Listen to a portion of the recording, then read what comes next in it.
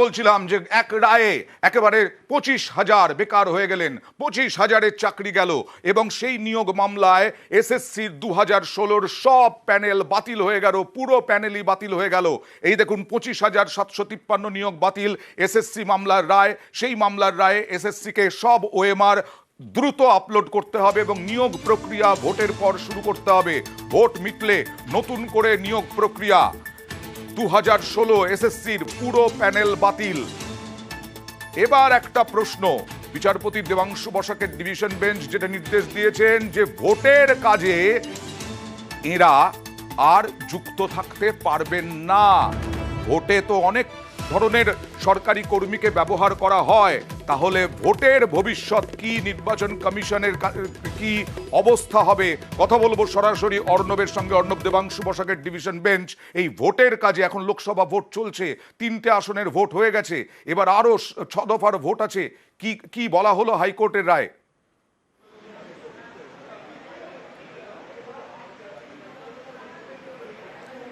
দেখো, হাইকোর্টের রায়ে নিয়োগ প্রক্রিয়া, এই যে 25,000 রিক্রুটমেন্ট হয়েছিল, এই রিক্রুটমেন্টটা নাল এন্ড ভয়েড করে, যথা সেটাকে বেআইনি ঘোষণা করে সেটাকে বাতিল করেছে। এই বাতিলের অর্থ হলো যারা শিক্ষক ছিলেন, যারা অশিক্ষক কর্মচারী বা গ্রুপ ডি কর্মচারী ছিলেন, তারা আর সরকারি কর্মচারী রইলেন না। সরকারি কর্মচারীরা নির্বাচন কমিশনের কাজে, লোকসভা ভোটের কাজে ভোট কর্মী হিসেবে কাজ করতে পারেন, কিন্তু সরকারি কর্মী না হলে তিনি ভোটের কাজে কি করে কাজ করবেন?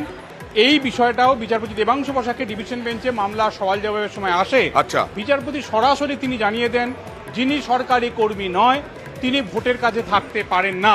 কাজে আজকের রায়ে যদি চাকরি বাতিল হয়ে যায়, এই যে 25,000 সরকারি কর্মচারী ছিলেন তারা কিন্তু বাদ চলে গেলেন, সরকারি কর্মী আর রইলেন না। কাজে তাদের আইন অনুযায়ী ভোটের কাজে কাজ করা উচিত নয়। আমি তোমার দুটো তথ্য দিই। ইতিমধ্যেই আমার কাছে বা আমাদের কাছে যে খবর এসছে, বিজেপির তরফে নির্বাচন কমিশনের কাছে এই মর্মে হয়তো আবেদন করা হতে চলেছে যে এই যাদের চাকরি বাতিল হয়েছে তাদের যেন ভোটের কাজে ব্যবহার করা না হয়, যতক্ষণ না, যদি না সুপ্রিম কোর্ট বা অন্য আদালত কোনো নির্দেশ আলাদা করে জারি করে।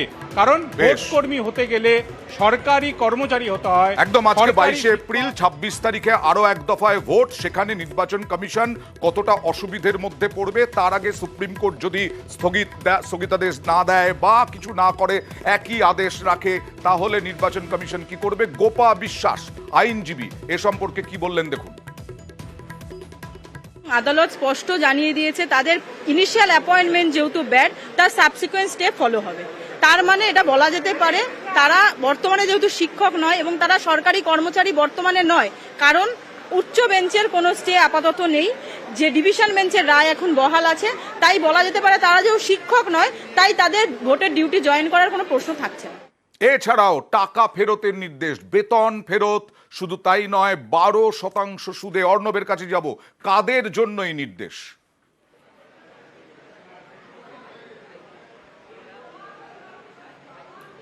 দেখো, নির্দিষ্ট করে 3টে ক্যাটাগরি রায় উল্লেখ করেছে বিচারপতি বসাকের ডিভিশন বেঞ্চ। এক, যারা প্যানেলের বাইরে নিয়োগ, অর্থাৎ প্যানেলে কারোর নাম নেই, আমরা বারবার খবর দিয়ে গিয়েছি, ভুতুরে নিয়োগ। ঠিক, এই ভুতুরে নিয়োগ যারা পেয়েছেন সেই বেআইনি চাকরি প্রাপকদের বেতনের অর্থ ফেরত দিতে হবে 12% সুদ সহ। যারা সাদা খাতায় চাকরি পেয়েছেন, ব্ল্যাঙ্ক ওএমআর নামে দেখা যাচ্ছে ব্ল্যাঙ্ক ওএমআর ইস্যু হয়েছে, তাদের চাকরি বাতিল হয়েছে, তাদের বেতন ফেরত দিতে হবে। আর প্যানেলের যে মেয়াদ, প্রত্যেকটায় 4টে রিক্রুটমেন্ট ছিল, ধাপ ছিল, প্রত্যেকটার ক্ষেত্রে প্যানেলের মেয়াদের শেষের পরে, অর্থাৎ মেয়াদ উত্তীর্ণ প্যানেল থেকে যে নিয়োগ হয়েছে সেই নিয়োগগুলো বাতিল, বেআইনি, তাদেরকেও টাকা ফেরত দিতে হবে। কিন্তু যারা তুমি যেমনটা প্রথম থেকে বলছো যোগ্য চাকরি যারা, তাদের ঘরেও কোপ করলো, যোগ্য যারা চাকরি প্রার্থী আদালতের এই নির্দেশে তাদের কিন্তু বেতন ফেরত দিতে হবে না। তবে হ্যাঁ, বেতনটা বন্ধ থাকবে, যেহেতু চাকরিটা আপাতত প্রত্যেকেরই বাতিল করেছে আদালত। কতজন যারা মেয়াদ উত্তীর্ণ প্যানেলের পরেও নিয়োগ হয়েছেন, কতজন যাদেরকে বেতন ফেরত দিতে হবে 12% সুদে? অর্ণব,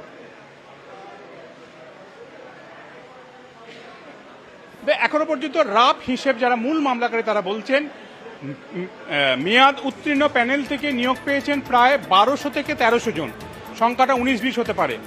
ওএমআর কারচুপি, ব্ল্যাঙ্ক ওএমআর এর চাকরিটার সংখ্যাও বেশ কয়েক হাজার কাছাকাছি।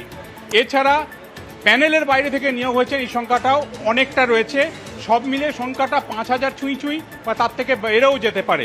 এই যে চাকরি যারা বেআইনি পেয়েছেন, সেক্ষেত্রে এই সংখ্যাটা এসএসসি জাজমেন্ট অনুযায়ী তারা নির্ধারণ করবেন। ফাইনাল বেআইনি চাকরি কারা পাচ্ছেন, আচ্ছা। আদালতের এই প্যারামিটার অনুযায়ী তাদেরকে কিন্তু 12% হারে সুদসহ নেওয়া বেতন সেটা ফেরত দিতে হবে, এবং সেটা 4 সপ্তাহের মধ্যে ফেরত দিতে হবে।